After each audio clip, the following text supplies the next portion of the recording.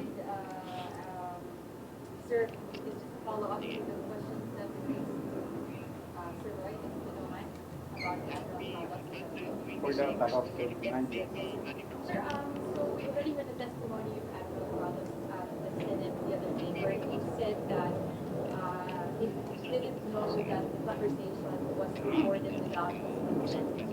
So we're wondering if there's going to be an action to be taken now that the confession and the confirmation has been made, whether there's been a violation, where do we take it from there? Well, I think if you heard the testimony of Admiral Carlos before the Senate investigation, that already speaks for itself. Um, and he's someone asked about his relief from Wescom, and it was also answered by our the AFP spokesperson that alam niyo yung assignment kasi and assignments are just normal in the armed forces. So designations, relief are just part of the service. But I think the Chinese Foreign Ministry did call it a dismissal, and they said the fact that he was dismissed, then something was off in the entire.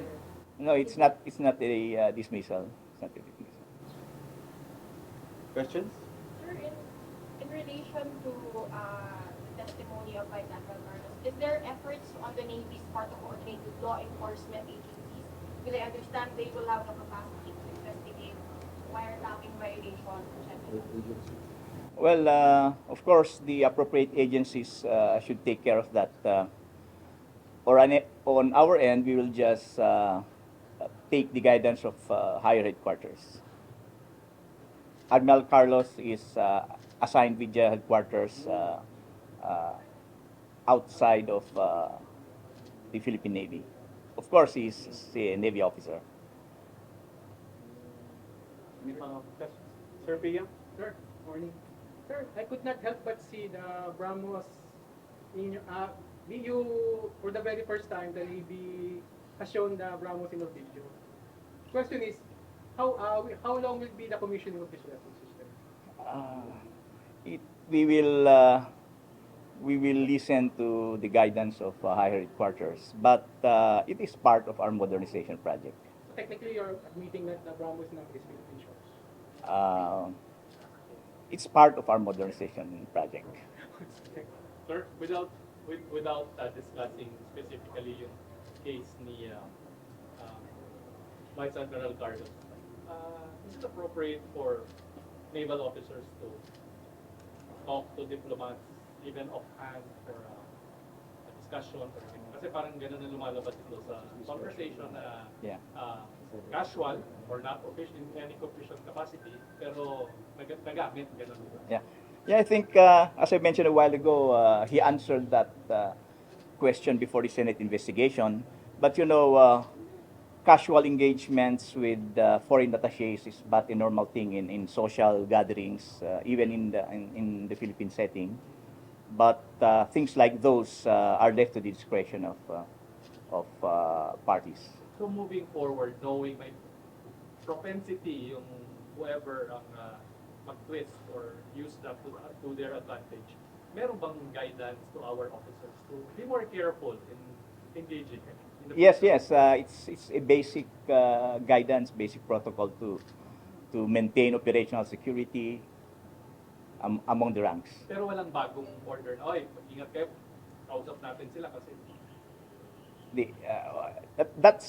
That has evolved through the years ever since we had issues in our environment. Naging careful tayo eh. Any other questions? Sir, ma'am? Rory, sir. Kamusta yung Rory? Parang ang sabi, tagal na daw hindi nagkaka-Rory sa BRP. Yeah. Yes, we leave it to the operational commanders to do that. Ours in the Navy is just to provide the platform, the equipment, the people. But for operational matters, it is Wescom that undertakes that. I believe they are doing ROR as well.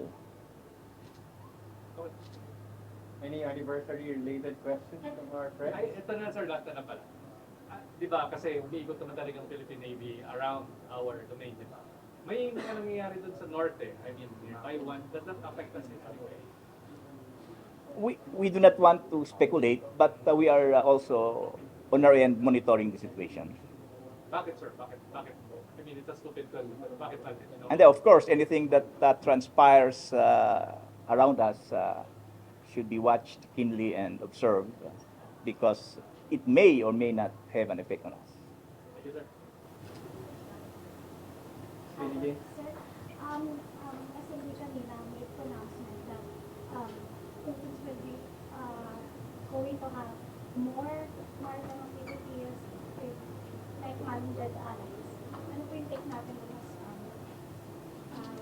chief of the Philippine Navy? Well, for us, our people should be ready to engage our allies and partners in joint activities, and we have been doing that for the past several years. Sir, may naka-line up po ba?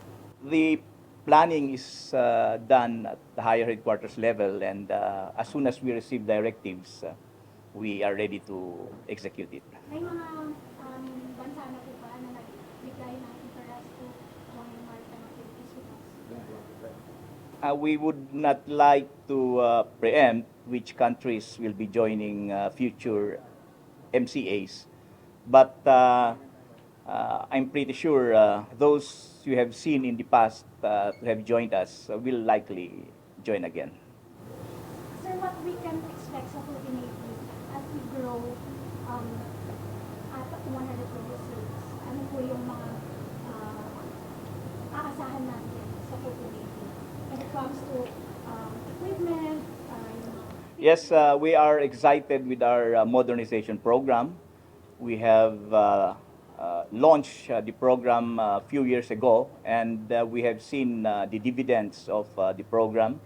We now have an improved capability, and soon we will be having more platforms under this program. Ano po yung biggest platform na naasahan? For the Navy, we already have our frigates.